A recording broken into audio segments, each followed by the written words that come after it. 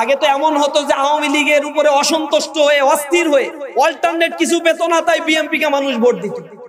কারণ বিএনপির চরিত্র 5 বছর দেখে নাই। আবার যখন 5 বছর বিএনপি সেই লুটপাট করছে, তার এগেইনস্টে গিয়ে আবার আওয়ামী লীগকে মানুষ ভোট দিত। উপায় অন্ত পেত না, কারণ এখানে বেটার অপশন তাদের কাছে ছিল। এখন বাংলাদেশের মানুষ দুইজনেরই দেখা শেষ। বিএনপির তো দেখা শেষ, সে কত লুটপাট যে করেছে। বাংলাদেশের গ্রাম অঞ্চলে গুলোতে গেলে মানুষের ফুপা কান্না, বাবা কান্না, হাহাকার ফুটে উঠছে। আজকে মানুষ ব্যবসা করতে পারে না, তাদের সাংবিধানিক অধিকার কেড়ে নেওয়া হয়েছে। জেলখানায় যখন তাদেরকে তারা অপকর্ম করে, এখন পর্যন্ত আন্তকন্দলে নিজেদের লোক নিজেরা খুন করেছে 184 জন। মিটফোর্ডের সামনে পাথর দিয়ে মানুষদেরকে তারা করেছে, দেখিয়ে দিয়েছে তারা আর কি করতে পারে। নমিনেশন পায় না, এই জন্য আগুন ধরায় মানুষের রাস্তাঘাটে জনজীবনকে বিপর্যস্ত করছে না তারা। তো তুমি নমিনেশন পায় কি করবা? বলে রাজনীতি করব। রাজনীতি করে কি করবা? জনগণের সেবা করবে। তো জনগণের সেবা করবা, ঠিক আছে, তোমার দলের আরেকজন করলে সমস্যাটা কি? তুমি নমিনেশন পাও নাই, সমস্যা কি? না, আমাকেই পেতে হবে। 16 বছর 17 বছর জুলুম নির্যাতনের শিকার হয়েছি, আমি একমাত্র হকদার।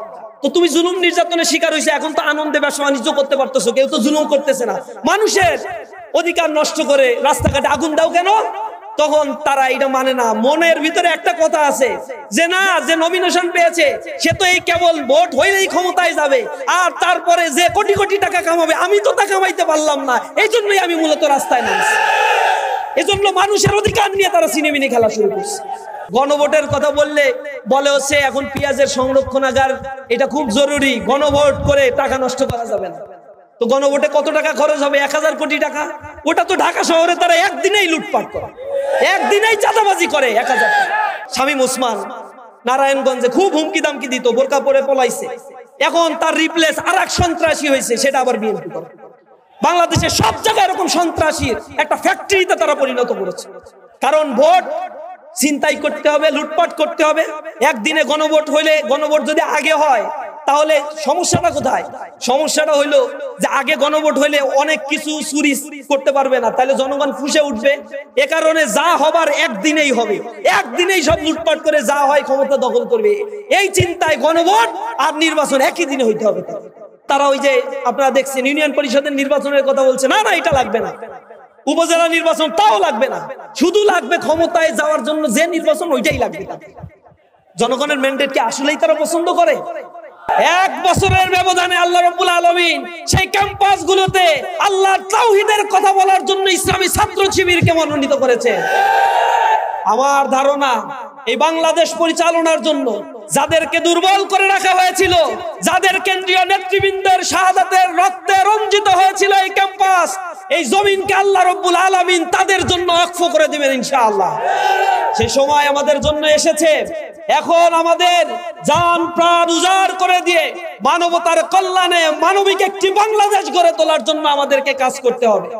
শহর নগর বন্দর গ্রামে ঘাটে মানুষের অন্তরে আজ দাঁড়িপাল্লার জন্য এক বিশাল জোয়ার বইছে। তারা শুধু সময়ের অপেক্ষা রয়েছে, তারা এক মানবিক মূল্যবোধ সম্পন্ন সমাজ গড়ে তোলার জন্য শুধুমাত্র রায়ের অপেক্ষা করছে। আমরা আশা করি সেই রায়টাও জনগণ দিবে। সেই কাঙ্ক্ষিত সময় আগামী বছরের ফেব্রুয়ারি মাসে আসবে।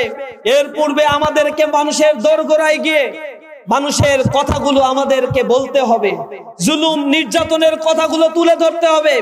আপনারা এই বাংলাদেশের ইতিহাস দেখেছেন, এই বাংলাদেশে যে কয়টি গণ আন্দোলন সংগঠিত হয়েছিল তার মধ্য দিয়ে মানুষেরা জীবন দিয়েছিল নতুন একটি সূর্যের উদয় তারা দেখতে চেয়েছিল।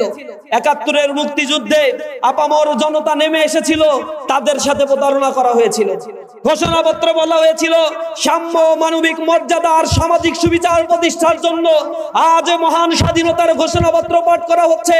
আপামর জনতাকে সামনে এসে জীবন দিয়ে এই দেশের স্বাধিকার আন্দোলনের জন্য, লড়াইয়ের জন্য সামনে আসতে বলা হয়েছিল। কিন্তু যারা যে নেতারা তখন ডাক দিয়েছিল তারা দিল্লি গিয়ে তখনও পলায়ন করেছিল, মুক্তিযুদ্ধে তারা অংশগ্রহণ করে নাই।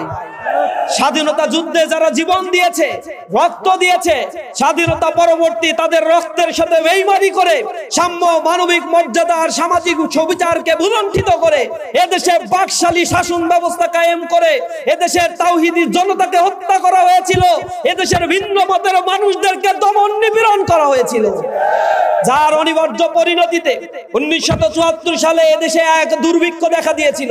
75-এ মানুষ ক্রুদ্ধ হয়ে বাংলাদেশের মানুষ তাদের অধিকার আদায়ের জন্য রাস্তায় নেমেছিল। অনিবার্য এক ঘটনার মধ্য দিয়ে বাংলাদেশে একটা শিফটিং হয়েছিল। সেখানে আপনারা সিপাহী জনতার বিপ্লব দেখেছেন। বিপ্লব পরবর্তী যে দলগুলো ক্ষমতায় এসেছিল তারা আবার সেই পুরাতন বন্দোবস্তের আলোকে মানুষকে নির্বাসিত করা, মানুষের উপরে জুলুম নির্যাতন চাপানো, গুম খুন যজ্ঞের নগরীতে তারা পরিণত করেছিল। বিনিময়ে স্বৈরাচারের বিরুদ্ধে জনতা আবার ফুঁসে উঠে জীবন দিয়েছিল। তারা মনে করেছিল স্বৈরাচার বিশ্বাস বিতাড়িত হয়েছে, এখন বাংলাদেশে ডেমোক্রেটিক একটা এনভায়রনমেন্ট তারা ক্রিয়েট করতে পারবে। আমরা দেখেছি কিছুদিনের ব্যবধানে এই স্বৈরাচারকে পুনর্বাসন করার জন্য আওয়ামী ফ্যাসিবাদ তৎকালীন সময়ে তাদের সর্বশক্তি নিয়োগ করেছিল। স্বৈরাচার পরবর্তীতে তাদের ইন্ধনে আওয়ামী ফ্যাসিজমের আবার জন্ম হয়েছিল। সে সময় জনতা প্রতারিত হয়েছিল। 24-এর গণ আন্দোলনে আবার রাজপথে নেমে তারা জীবন দিয়েছে। কোটা সংস্কার আন্দোলনের মাধ্যমে যে আন্দোলন ডানা বেঁধেছিল সে আন্দোলন আর কোটা সংস্কারের মধ্যে সীমাবদ্ধ ছিল না, কারণ এই আন্দোলনে সহস্রাধিক মানুষ জীবন দিয়েছে। যে সহস্রাধিক মানুষ জীবন দিয়েছে তাদের মধ্যে মাত্র 200 থেকে 250 ছিল ছাত্র।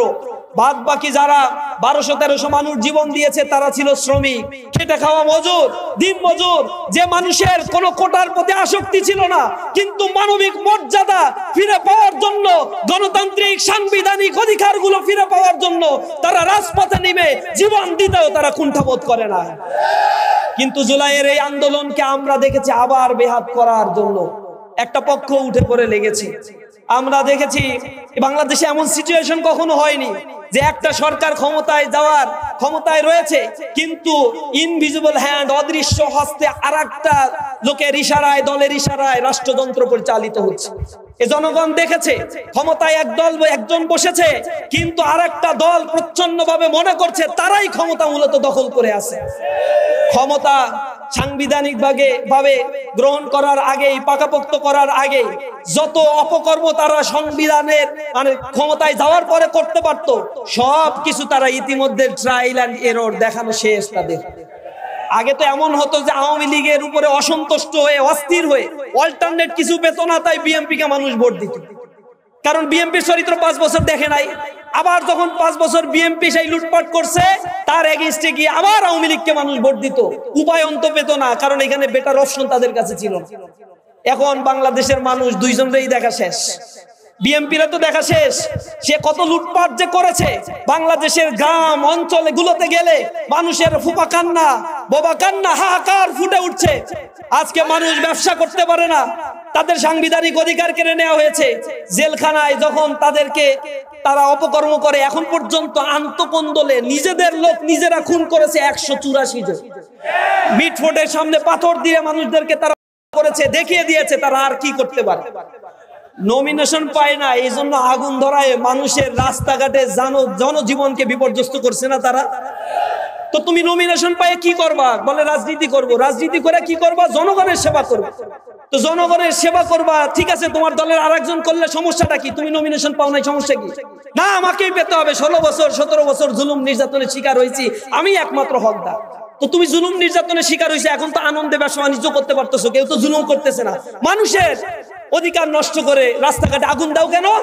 তখন তারা এটা মানে না। মনের ভিতরে একটা কথা আছে যে না, যে নমিনেশন পেয়েছে সে তো এই কেবল ভোট হইলেই ক্ষমতায় যাবে, আর তারপরে যে কোটি কোটি টাকা কামাবে আমি তো তা কামাইতে পারলাম না, এই জন্যই আমি মূলত রাস্তায় নামছি। এজন্য মানুষের অধিকার নিয়ে তারা সিনেমিনি খেলা শুরু করছে। আবার তাদের নেতা কর্মীরা এখন ভোট টানার উছিলায়, মহাসচিব সাহেব বলছে আওয়ামী লীগের নামে যত মামলা হয়েছে সব উদ্যোগ করে নেবে, বলছে না? এতদিন মামলা বাণিজ্য করছে কারা? মামলা বাণিজ্য করে কোটি কোটি টাকা লুটপাট করা শেষ, আওয়ামী লীগের কাছ থেকে সব বন্দোবস্ত করা শেষ। এখন তাদের নামের মামলাগুলো উদ্যোগ করে ফেলতে হবে। এখন লাগবে ভোট। এই হচ্ছে তাদের চরিত্র। এগুলো এই দেশের জন্য কখনোই তারা কোনোদিন চিন্তা করে নাই। যখনই ক্ষমতায় এসেছে তখনই এই দেশকে দুর্নীতির স্বর্গরাজ্যে তারা পরিণত করেছে। তাদের সাথে জামাত ইসলামী জোটবদ্ধভাবে ক্ষমতায় ছিল। জামাতের যে এমপি মন্ত্রীরা ছিল, সার্চ লাইট দিয়ে দুদক, অ্যান্টি করাপশন গঠন করেও জামাত ইসলামীর মন্ত্রীদের নামে 4 আনা পয়সার দুর্নীতি তারা খুঁজে পায় নাই। তাহলে জোট সরকারের আমলে দুর্নীতি করছে কারা? 1 নম্বর তালিকায় কারা নিয়ে গেছে? কত লোপাট তারা করেছে। আবার বাংলাদেশে অনিবার্য এক ক্ষতির দিকে আবার বাংলাদেশকে তারা নিয়ে যেতে চায়। সংস্কার মানে না, নোট অফ ডিসেন্ট দিয়ে বসে আছে। গণভোটের কথা বললে বলে হচ্ছে এখন পেঁয়াজের সংরক্ষণাগার, এটা খুব জরুরি, গণভোট করে টাকা নষ্ট করা যাবে না। তো গণভোটে কত টাকা খরচ হবে? 1000 কোটি টাকা। ওটা তো ঢাকা শহরে তারা একদিনেই লুটপাট করে, একদিনেই চাঁদাবাজি করে 1000 টাকা। এটার জন্য জনগণের অধিকার নিয়ে সিনেমিনি খেলে। তা আমি বলি, যদি এইটাই হয় তাহলে জাতীয় ইলেকশন করার কি দরকার? কম্প্রোমাইজ করে একটা সরকার চালাইলেই তো হয়। 3000 কোটি টাকা জাতীয় ইলেকশনে কেন খরচ করতে হবে? এটা আবার না, কারণ নির্বাচনের মানে যখন গণ অভ্যুত্থান হয়েছে 7 তারিখে তারা বিশাল সমাবেশ করে কার কাছে যে কি চাইছে আল্লাহই ভালো জানে, বলে যে নির্বাচন দিতে হবে। সংস্কার এগুলো চিন্তাও তাদের মাথায় নাই। তারা মূলত সংস্কার বিদ্বেষী। আমরা বলতে চাই, এই বাংলাদেশে যারা জুলাই আন্দোলনের নেতৃত্ব দিয়েছে, রক্ত দিয়েছে, তাদের দাগ এখনো শুকায় নাই। থকথকে সেই রক্তের ছাপগুলো আমাদের চোখে এখনো ভাসছে। শহীদের কণ্ঠস্বর গুলো আমরা এখনো শুনতে পাই। মায়েদের বোবা কান্না গুলো আজ আমাদের কলিজার অন্তর চিরে যায়। এখনো এই রক্তের উপরে দাঁড়িয়ে যারা বেঈমানি করবে, তাদের বিরুদ্ধে ছাত্র জনতা আগামী দিনে আবার দুর্বার আন্দোলন করে তুলবে। জনগণের রায়ের তোয়াক্কা তারা করে না, তারা এখন সন্ত্রাসী বাহিনী পুষছে। জেলখানা থেকে দেখছেন বের হয়ে গেছে।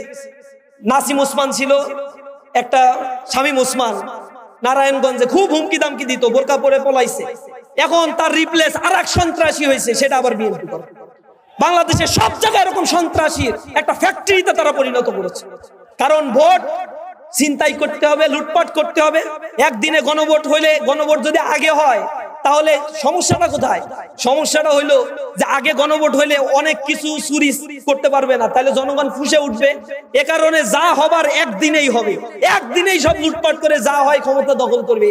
এই চিন্তায় গণভোট আর নির্বাচন একই দিনে হইতে হবে। তারা উপনির্বাচন, তারা ওই যে আপনারা দেখছেন ইউনিয়ন পরিষদের নির্বাচনের কথা বলছে, না না এটা লাগবে না। উপজেলা নির্বাচন তাও লাগবে না, শুধু লাগবে ক্ষমতায় যাওয়ার জন্য যে নির্বাচন, ওইটাই লাগবে। জনগণের ম্যান্ডেট কি আসলেই তারা পছন্দ করে? এখন জনগণের কাছে সেই কথাগুলো তুলে ধরতে হবে। বাংলাদেশে যে দুর্নীতির আঁকড়া তৈরি হয়েছে, জনগণ এখন আতঙ্কিত, ঘরে ঠিক মতো ঘুমাতে পারছে না, জীবনের নিরাপত্তা নাই। একটা মানবিক বাংলাদেশ গড়ে তোলার জন্য একমাত্র বাংলাদেশের শেষ ঠিকানাই বাংলাদেশ জামাত ইসলাম। সুতরাং মানুষের কাছে গিয়ে এখন বলতে হবে, আমরা নিজস্ব কোনো এজেন্ডা বাস্তবায়নের জন্য, ব্যক্তির খায়েশ পূরণের জন্য আমরা কোন দলের জন্য আমরা ভোট চাই না। আমরা আমাদের দেশকে ভালোবাসি, এই দেশের সার্বভৌমত্বকে আমরা লালন করি। সুতরাং এই দেশটাকে যদি মর্যাদা সম্পন্ন, মানবিক মূল্যবোধ সম্পন্ন একটি দেশে করতে হয়, আজকে বেকারত্বের একটা বিশাল সমস্যা, 30 লক্ষ বেকার যুবক আমার দেশে ঘুরে বেড়ায়, তাদের এখন বন্দোবস্ত করা জরুরি হয়ে পড়েছে।